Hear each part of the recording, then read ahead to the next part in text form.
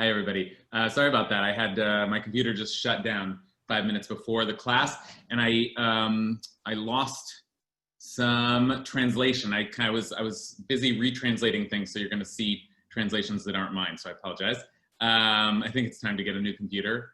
But okay, let's begin with a blessing. Let's begin with a blessing that we sometimes begin with, a blessing over Torah, which ends La'asok b'divrei Torah. May God be blessed for having commanded us to busy ourselves with words of Torah. Baruch atah Adonai Eloheinu melech haolam asher kidshanu b'mitzvotav v'tzivanu la'asok b'divrei Torah. Amen. Okay, so let's think about that blessing for a second. First of all, maybe there's some atheists out there, right? Like, I see somebody waving. So I just asked us to gather in a blessing to bless God. So think, like, if you're an atheist, what do you do in those moments? Like, does that, whoa, I don't want to be swept up in that blessing, or maybe you're fine with it. But what if I said I want to say a special blessing today that celebrates our Torah, and in this blessing it says that we worship the Torah. So instead of just busying ourselves with words of Torah, I want to say a blessing that we, the faithful, will worship the Torah. Will somebody start to feel, or what if I want to make a blessing over the Torah and the New Testament? Like, at what point do I convene us all in a blessing that becomes uncomfortable for you?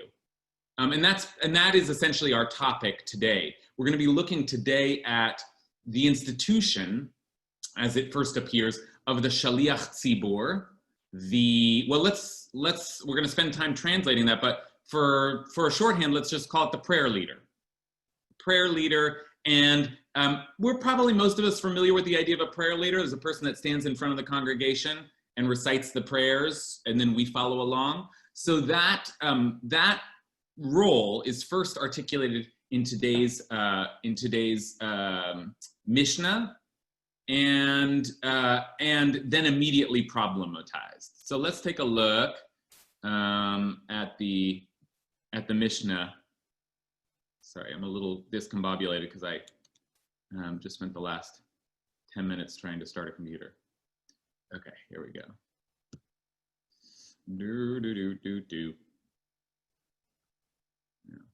Okay, so this is the source sheet we're going to be looking at today. Now, it's actually Mishnah 3 in chapter 5 of Brachot. We've been studying Brachot that I want to look at, but before we go there,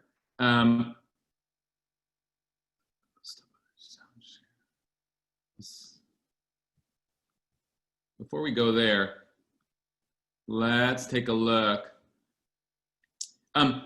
These Mishnayot in Brachot, initially, we're going to read a little out of order because it's actually Mishnah 5 that first mentions the actual role that we're going to be talking about, and mentions it in an interesting way, because it begins by talking about someone who's praying and then makes a mistake. Okay, so you're praying and you say, "Blessed is God," but instead you say, "Blessed is dog," right? You say the word backwards, right? So if you do that, siman ra lishluchav. Siman ra lo. That's a bad sign for him. Someone's praying and says, "Blessed is our God, is our dog," right? It's hard for me even to say it, but like, let's say I messed up and said, "Blessed is our dog." That's a bad sign. Now, we can start thinking about, well, what does that mean? That's a bad sign. Okay, and here it is. V'im shaliach tzibur hu. Here's the concept, the phrase shaliach tzibur. Now, if he's a shaliach tzibur, siman ra lishluchav. It's a bad sign for all the people in the congregation. We should pause and try and analyze this in a little bit, because, and we get a little bit of a definition of the role. Mipnei sheshlucho shel adam kamoto, because one's messenger is equivalent to oneself. Okay, there's a lot there. Now, I just sort of rumbled right into it. But maybe to take a breath here, the first thing we can do is to define these words, shaliach tzibor. Do we have any Hebrew speakers out there? I often lean on Yonatan. But anyone who knows the Hebrew well enough, can you just translate word for word shaliach tzibor? What is that? Meir, unmute yourself, would you?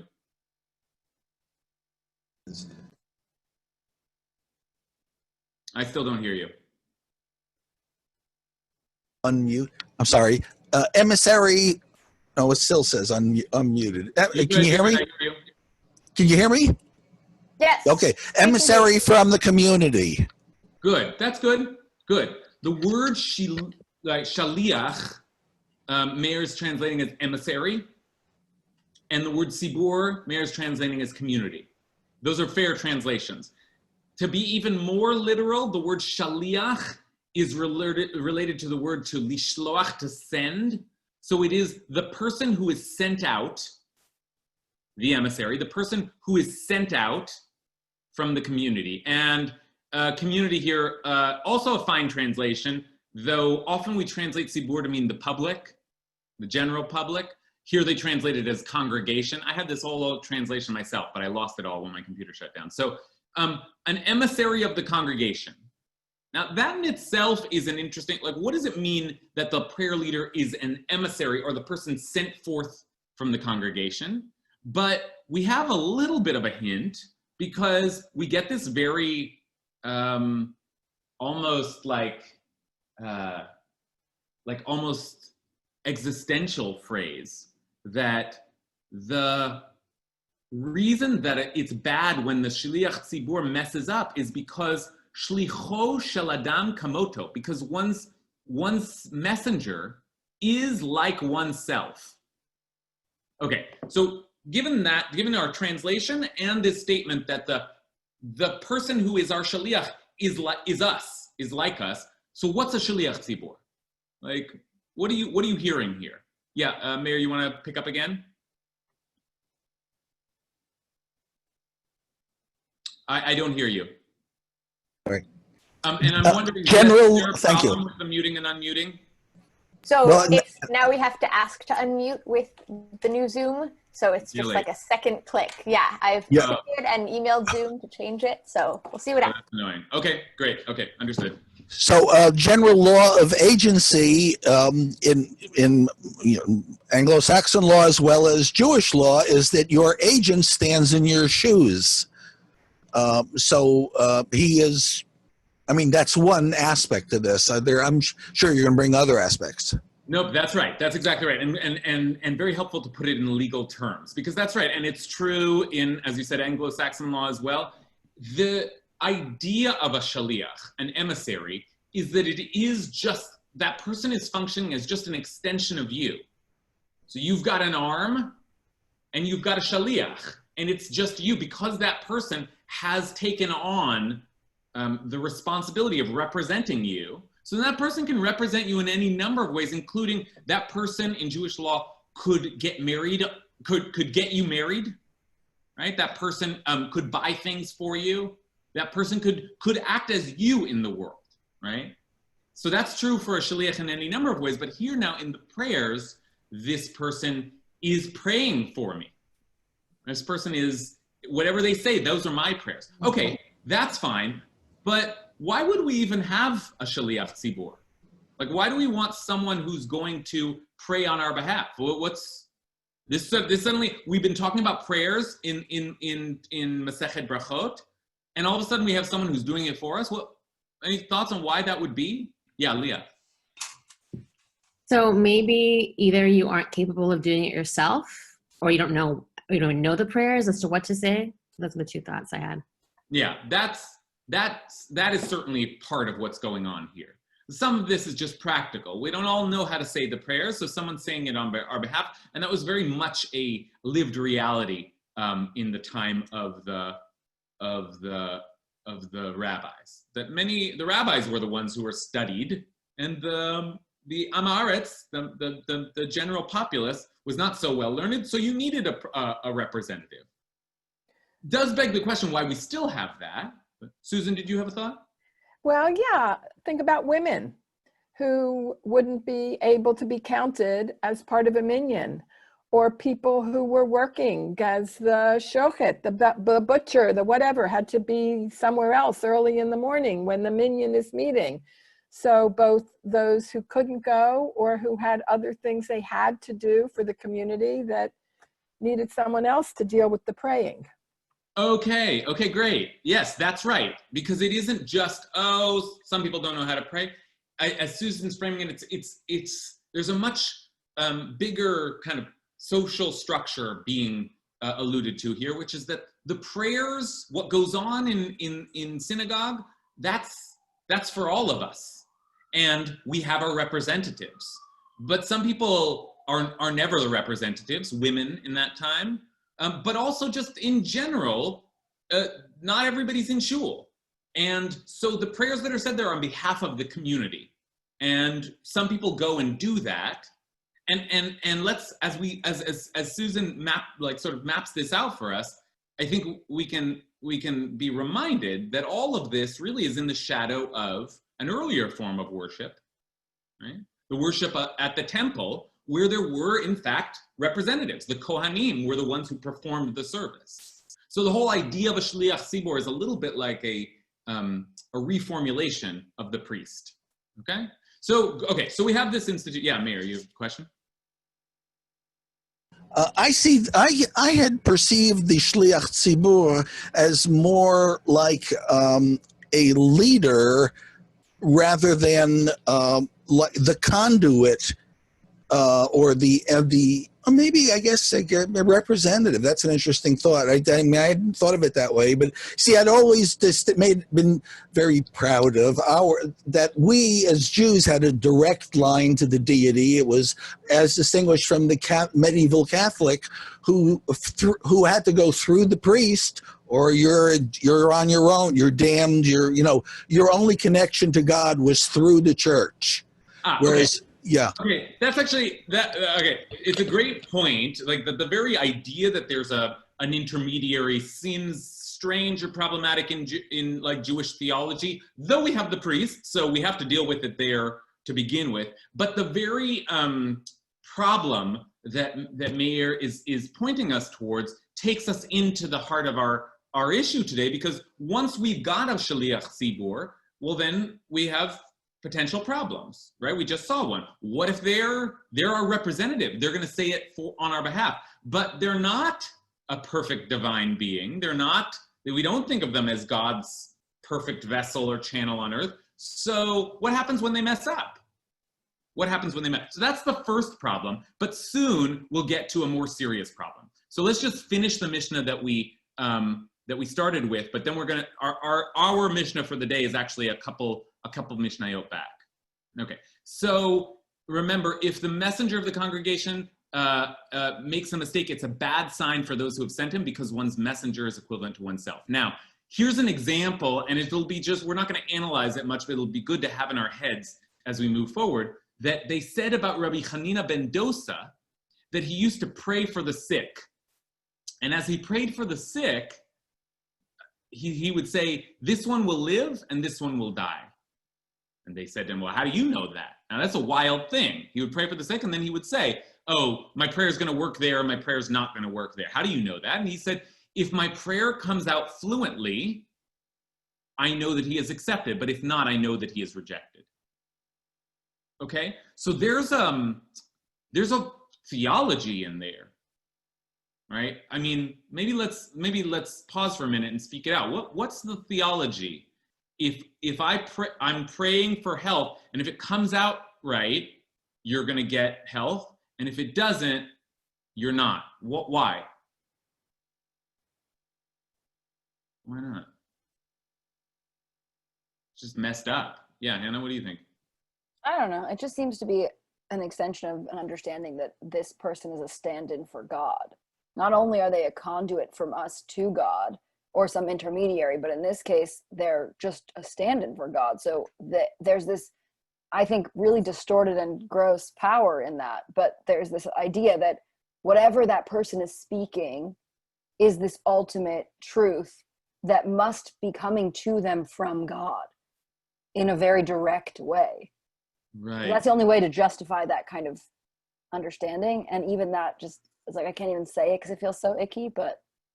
Why do you say icky? I don't know. I guess it's just like, we don't have that power. Mm-hmm. What? Like, one of us is going to stand up tomorrow morning during Minyan and start giving a prayer for healing and just rattle off names of people who are going to live or die. And if it feels like it happens naturally, then that's the truth. And then we're just supposed to sit with that? Like, that's just how it is? Okay, good. Hannah, building on some discomfort that Mayor started us off on. Like, there's something about, we had one idea that the Shaliach Tzibur represents all of us. That's already that's a big deal for one person to be able to give prayers on that. But now there's I think Hannah's right, there's something else happening where the Shaliach Tzibur's words, as you put it, Hannah, kind of represent God's words, but it's like almost like there's a channel now coming back down. We can actually tell by monitoring the Shaliach Tzibur's performance how there's some other force, like God is letting the words come out well if they're to be manifested, and I don't know, screwing them up somehow. Like there's something, the channel gets occluded. Right? And all of that, says Hannah, takes us into very kind of creepy or icky theological territory. Like, what's going on here? Does this person have the power and they can use it for good or ill, or is that person the vessel, God's vessel? And what is that? And then we can actually, and of course, the basic problem, which is it really true that as I said, like, I prayed for your health and messed up on a word, you would, I mean, what is going on here? Okay. David, you've got a response. Well, it feels almost like the whole Karak story, like the question he asked, and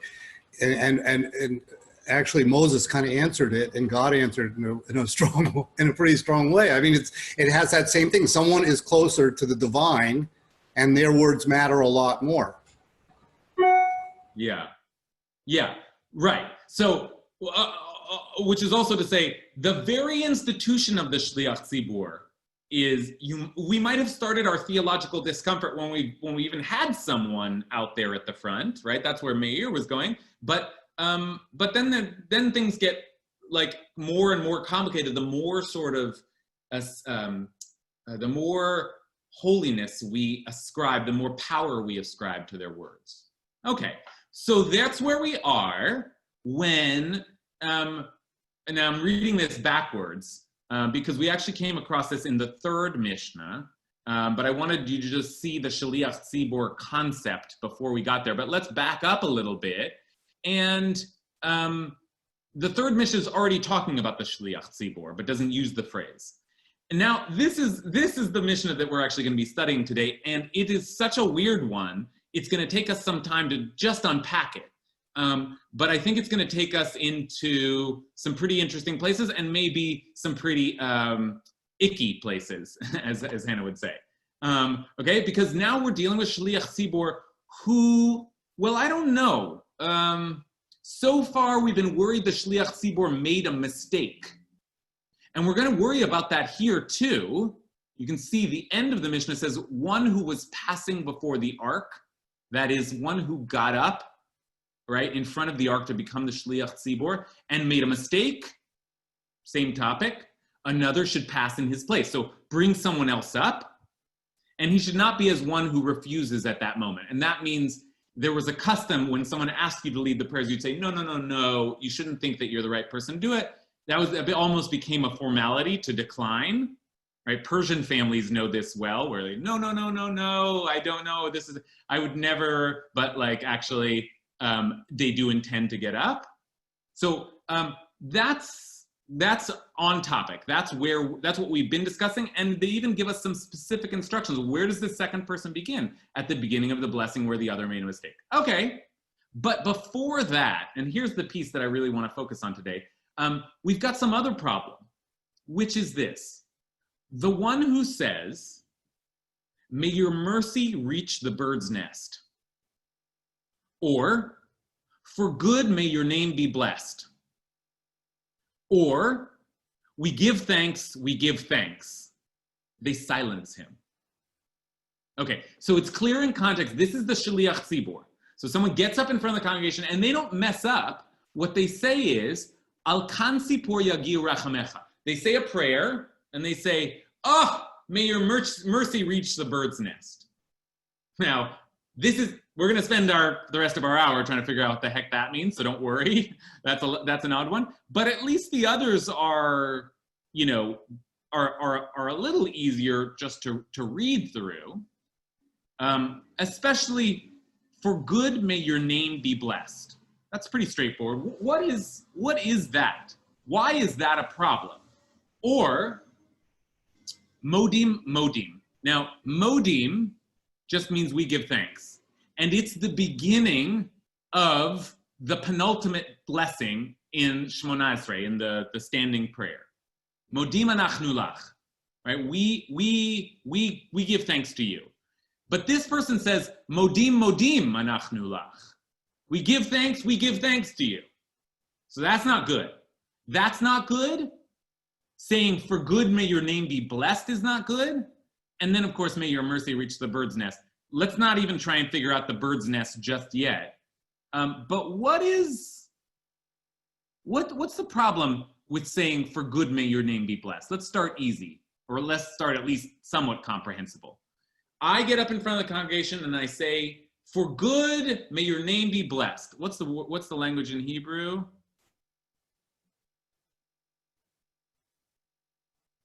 Al tov yizacher shemecha. It's not even blessed. It's for good may your name be remembered.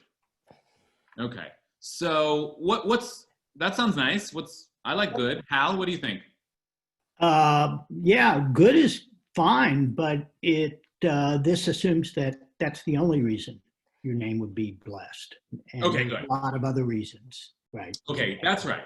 That's just to start with the most digestible here. That's going to be the problem here, is that what this person is presumed to be saying is, we will bless God for good things. When good things happen, we will bless God. When we see good in the world, we'll bless God. Otherwise, forget it. Now we're in a theological conversation, right? Is there something wrong, and the Mishnah seems to assume there is, with only attributing good to God? Okay, let's hold that, because we need to unpack that more. Susan, wait, but I know, sorry. I see Susan and Meir is like, no, I don't want to hold that. You've got more pertinent comments. Go for it. Well, just a quick question. I'm not sure what it means to say we bless God. I'm not sure what a blessing means. What it's I understand God blesses us, that confers some goodness on us, but I don't really understand. Well, let's just call it. I mean, as I just noted, it doesn't say we bless God. It says, and if I had been able to translate in calm before this class, I would have corrected such things. But it says, may your name be mentioned for the good. So the idea is like, something good happens and I will say, this is God. God did this. Oh, God does good things, right? And the idea that we will only, Hal suggests, and I think he's right, the idea that we would only mention God's name for the good, that's problematic. Now, we can talk about whether or not that's problematic, but that seems to be the assumption here. Susan, you want to build on that? Yeah, I was a little bothered by the fact that the good was mentioned before, unless that's just the way the translation is. It's for the good, may your name be mentioned, so that only when good things happen are we even going to think of where they happen from. I don't know. Yeah, right. So it's like, when Al Tov, whenever good comes up, we'll think we'll think about God. Otherwise, we won't be thinking about God. Yeah, the first thing we're thinking about is for the good, as opposed to the usual, the other way around, is we thank God for the good. Okay, maybe there's even something to the order. Okay, interesting. What about modim? What's the problem with saying we give thanks, we give thanks? Any clue there? Things get more and more confusing as we move through these examples. But what about modim? Problem with that? Leah, you have a thought? I have a few thoughts. Well, one is like you're adding in an extra phrase, and you might be changing the way that it's meant to be. Like we give thanks for God, but you have two giving thanks in there. So why do you have that second one in there, and how does that change the intention of that part? And also just like changing in general what the prayer says. Why are you changing it up? Why are you keeping it the same way that it's said? Yeah. Okay, good. What is this person doing changing the prayers? And Leah suggests, when you change the word we give thanks, well, one of them's to God. What's the other one for? Is that person just making a mistake, or are they saying something? And in all of these, I think we can ask that question. Did the person screw up? Because we've been talking about mistakes, things that just came out of your mouth. Or is this person doing something, right? Are we actually now starting to get a little worried about what this person is saying, intending, etc.? Jamie, what do you think? My sense of all three of these, including the bird's nest one, if I can throw that one in there, is that it's all three of them are delaying or neglecting to mention God for his own sake. Or so like modim anachnu lach, we have to say, if we don't get to the lach right away, then we're taking the emphasis away from God. We're focusing more on ourselves. So that would be a serious mistake. And then going back to the previous one of, the rabbis often want to remind us that we should be doing things, or that we need to constantly remind God that we're doing things not for good sake or for our sake or for anybody's sake other than his sake, right? Your name should be blessed for its own sake. And so if that's not our intention, then we're off. We're not doing it right. Okay, good. Yeah, I think Jamie is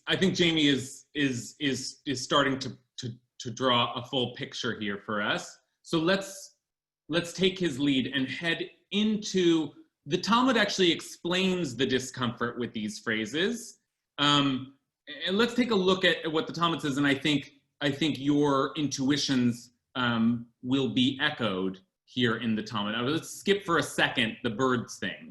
I still just want to understand the other two, because that gives us a sense of, as Jamie is doing, what's the big problem here? Why are we bothered by why are these the three examples? So the Talmud says, okay, granted, bishlema, I'm fine with the fact that you silence someone who says, we give thanks, because it appears like she is recognizing two authorities, right? Like the prayer leader says modim, and as Leah suspected, maybe this prayer leader is praying to God, but she's also going to give thanks to the devil, right? We give thanks to you, we give thanks to, or it's not even God and the devil, it's just like God A, God B.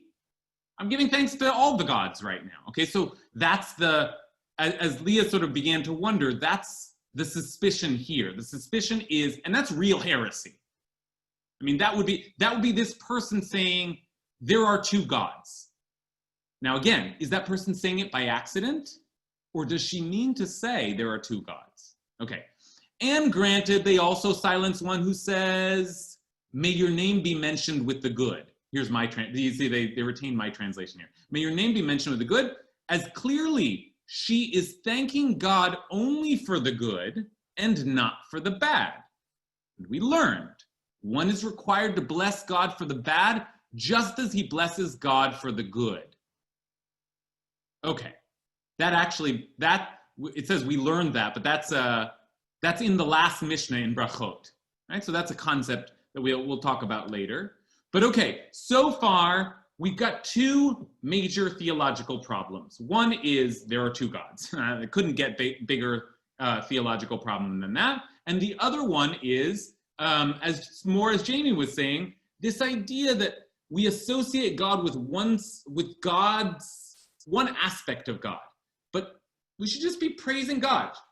And God has lots of aspects, right? And, says the Talmud, you actually should bless God for the bad and for the good. Okay, I mean, actually, I want to just stop and ask, what do you think of that? Like, should we bless God for the bad and for the good? Like, should we, and not just bless, make mention of God's name for the bad and for the good? Why would we do that? I'm not going to thank God for, I don't know, coronavirus. Joe, what do you think? You would, because otherwise there's the implication that there's some other equal or greater power than God that's giving you the bad. God would have to be the source of the bad. Otherwise, who else would be the source? Okay, so that's right. God is, if God is what you think God is the source of everything. And so the idea that I happen to like certain kinds of experiences or favor certain aspects of God's presence in the world, that's very nice. But that can't get in the way of my recognition that actually it's all from God. Everything comes from God. Okay. Other thoughts on that? Okay. With that in mind, and there are two huge heresies being suggested here. One is dualism, right? And, there are two gods, and the other is I don't know. Was there a fancy word for this? Only attributing to God the good, not attributing to God everything. Okay, with that in mind, let's now take a look at this other, wasn't the third, actually, it was the first. And that's part of what makes this Mishnah so weird. They lead with this very strange, I mean, what prayer leader is going to say, may your mercy reach the bird's nest? The one who says, may your mercy reach the bird's nest. Okay. Now, we have some serious students of Torah in here, so I'm sure a lot of you are already thinking, well, that must be, but it's not like the Mishnah doesn't really spell it out. But for those of you who have this echo in your head, let's go there. This bird's nest, kan sipur, is a reference to a commandment in Deuteronomy, and it's a strange commandment indeed, and it goes like this: if along the road, right, you are walking along the road and you chance upon a bird's nest in any tree or on the ground with fledglings or eggs, and meaning little babies or eggs, and the mother sitting over the fledglings or on the eggs. Okay, so that's the scene. You come upon a cute little bird's nest, little baby eggs or little baby birds, and the mother sitting there. Do not take the mother together with her young. Let the mother go and take only the young, in order that you may fare well and have a long life. Pretty weird, right? Okay, I'll just read it one more time. If along the road you chance upon a bird's nest in any tree or on the ground with fledglings or eggs, and the mother sitting over the fledgling or on the eggs, do not take the mother together with her young. Let the mother go. And it's not let the mother go, it's Shaleach tishalach et ha'em. Send away the mother bird. Veta banim tikachlach. And then the eggs or the children take for yourself, in order that you may fare well and have a long life. Now, okay, this has something to do with this, but before we even figure that out, let's just figure this out. What's going on here? All right, let's just take a pause and try to figure out, why do you send away the mother bird instead of, it says, taking them all together? Why? So, I mean, so that you have a long life, right? And then at the end, well, what do you think? Well, I mean, one suggestion would be to spare the mother the trauma of seeing her offspring taken away, and the other would be to ensure then that the mother could reproduce again. But okay. Okay, good. Spare the mother the trauma of seeing her children taken, just send her away and then take them. I'm like, okay, I don't know how bird psychology works, but yeah, but like, this seems like there's some, at least like not pushing it in her face and showing, right? Send her away. And Hal says, and maybe actually, you don't really want the mother bird anyway, you want the eggs. So like, let her go. Like, you don't need to take her. I mean, you don't need her, and it'll be horrible for her to watch you to do all this. Okay, if that's true, I mean, I'm sure a lot of you can already hear, if Hal is right, then maybe the idea is this is a commandment of God's mercy, right? Like, remember, it's let your mercy extend to the bird's nest. So, okay, any other readings of why do we do this? Anybody want to add to what Hal said? Okay, I think Hal said it well, so I'm happy to stay with that. And I think we all feel that Hal said it well because we can take this and apply it back to our Mishnah, right? If the point of this commandment is to be merciful to this mother bird when you're going to take her eggs, then when someone says, may your mercy reach the bird's nest, it makes sense because that's what the bird's nest commandment is about. But why is it a problem to say that in your prayer? I mean, why would someone say that in the prayer? What in the world? I'm like a student of Torah, and I read through this, and I'm like, oh, next time I pray, I'm certainly going to talk about this. Why? What? Why would someone say that, and what's wrong with it? Mary? Well, I look at the bird's nest. I forgive my ignorance. Anyway, I look at that as she's going to produce more young, and you take the babies, and make her.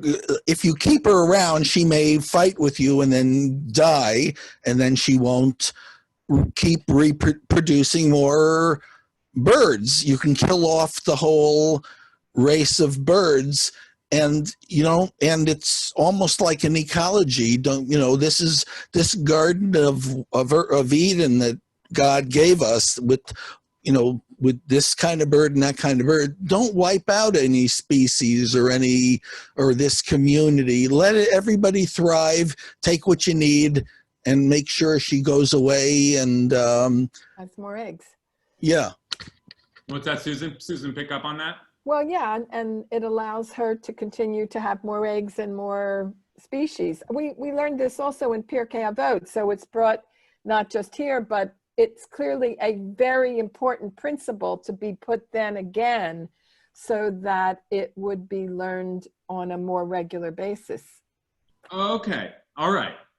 So that's fair. Okay, so our reading of the Kansipur mitzvah in Deuteronomy is that it's kind of a mercy to the mother, and it is, some people are suggesting just a larger sort of thoughtfulness to the general kind of ecological order, and the idea that she would go back out there and she would create more, and you are eating the eggs, but you're not disturbing creation too much. I like all that, but then why is it so that it's wrong to say, may your mercy reach the bird's nest? It seems like that prayer leader is saying something great, which is look at your Torah and look at the commandments that you give, which thinks of even the mother bird's distress at having her eggs taken. May your mercy reach the bird's nest. May it reach, I don't know, may it just go out there and reach things. What's the problem? Hal, you've had your hand up. Well, I mean, because the prayer is gratuitous. God would say, what am I, chopped liver? I already know to do this. Why do you need to ask me to extend my mercy to the bird's nest? It's, read the other part of the book. It's a done deal. And, you don't need to make the point. Okay, great. So it could be that this prayer is reductionist. It's gratuitous. It's silly. It's like, I praise the God of shotness. I praise the God of keeping kosher. It's like, Like, okay, that's like a thing.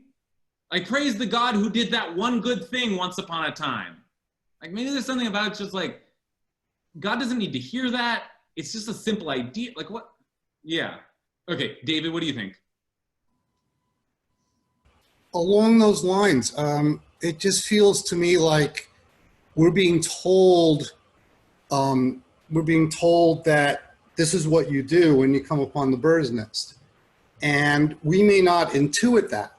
So here is the instructions. The instructions are here in a higher knowledge of what you should do. And who are we to know what actually is good and what actually is bad? There's a dilemma. I never would have thought that, for me, it would intuit would just leave the nest alone. So I think a little bit of a, you should always go back to the law or go back to someone who really understands it better, or, a hedge. Okay, good. All right. Now, David is, the explanation that Hal gave us is perfectly reasonable, but David's giving us another one, and this one we're going to find in the Talmud as well. David is suggesting that the problem with saying, oh, look at the mercy displayed upon the mother bird is like, yeah, I guess, but you don't know why God commanded that. And is it only a good commandment if it is mercy? Like, God's got God's reasons. Forget about it. Like, you just do the commandments. Like, don't stand up there and tell me, like, start explaining this is really the true deep reason underneath it all. So that's part of the problem. And as you suggest, David, that echoes something that Jamie was saying earlier, which is that it's the problem of only liking God when God's ways are in line with the ways that I like. Right? Aren't you supposed to praise God for God's own sake? So let's just see the Talmud make exactly that move. And David put it rather gently, elegantly, but the Talmud is going to put it very in very harsh fashion. So we were beginning this piece in the Talmud before. Something's wrong with Zoom today.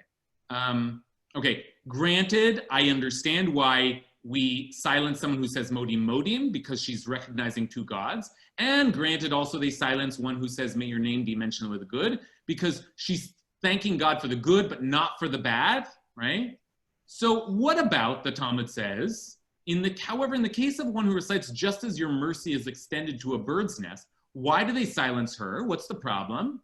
So there are two opinions, and one of them is going to echo what David said.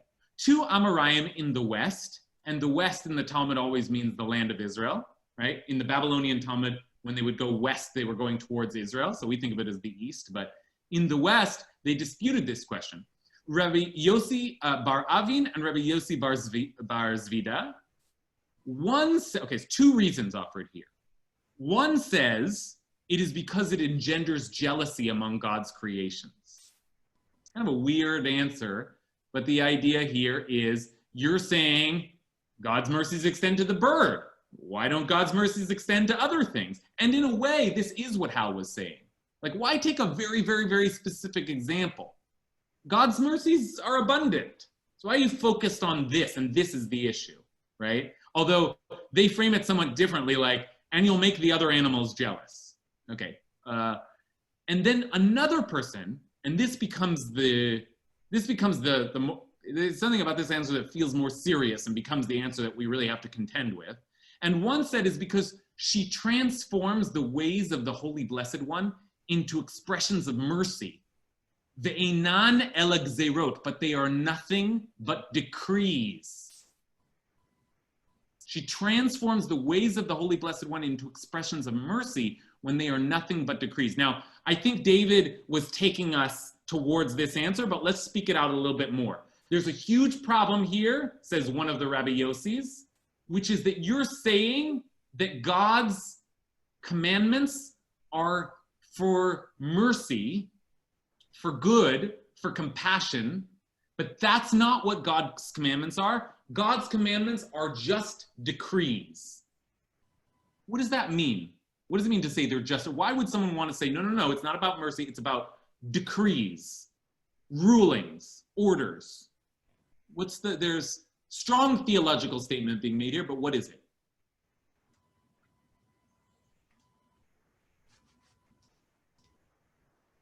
Someone do this for us? David, I'll invite you back if you want to. Do you want to flesh this out a little bit more? Well, I mean, decrees are things you don't question. You may not have to understand it. You may not appreciate it. You shouldn't put judgment on it. Exactly right. Exactly right. Don't question God's law. That's the problem. Don't speculate on but it's not that, it's easy to say don't question God's law as if to say, oh, I disagree with this. But it's more than that. Don't even wonder what the reasons are for God's law. Don't question would be to say, well, I don't like that commandment. Like that's not merciful. But here you're saying, I like that commandment. It is merciful, but that's not good either. Don't start saying, oh, these laws are for this reason and these laws are for this reason. Just do them. They're just orders. Okay? How? What do you think? Well, I mean, I'm just struck by the possible irony here that if the rabbi is saying they're just decrees, don't interpret, don't attribute meaning to them. Well, isn't that what the whole Talmud does to begin with? I mean, is to try and attribute, I mean, you know. Yes. What are we talking about here? What's going on? How could you say all of God's commandments are only just rulings? There's no reason behind any of them. When in fact, like we talk all the time about why God does things and what the purpose of these laws are and what we get out of Shabbat and what, like, in fact, we have in the Talmud famously two categories of law, chukim and mishpatim. And mishpatim are all those laws that the Talmud says, even if they had not been commanded, reason would dictate that they be commanded. So thou shalt not murder. But then there are these other laws like don't eat pork, which the Talmud treats as just a chok. It's just like there's no real reason for it. The reason is that God said so. Now the question is, well, what happens with the bird? Is the bird a mishpat or a chok? Is there a reason for it? Or is it just like you just do what God says? So I don't know. What do you think? I mean, let's look at it again. We have some good we had some good readings. Boy, this is so annoying. We have some good reasons, right? Like we having mercy on the mother. She goes and she repopulates. We even have Lamani tav lecha v'arachta yamim, in order that you may fare well and have a long life. There's some Rabbi Kasher, the sheet is pretty wonky looking right now. Sorry? The sheet was pretty wonky looking, so you might just want to reshare it. I don't know what you mean. When you just shared the screen, no one can see the text. It was no one can see the text. Is that zoomed right? in. Yeah, it wasn't clear. My goodness. This? Can you see it now? It's still not clear.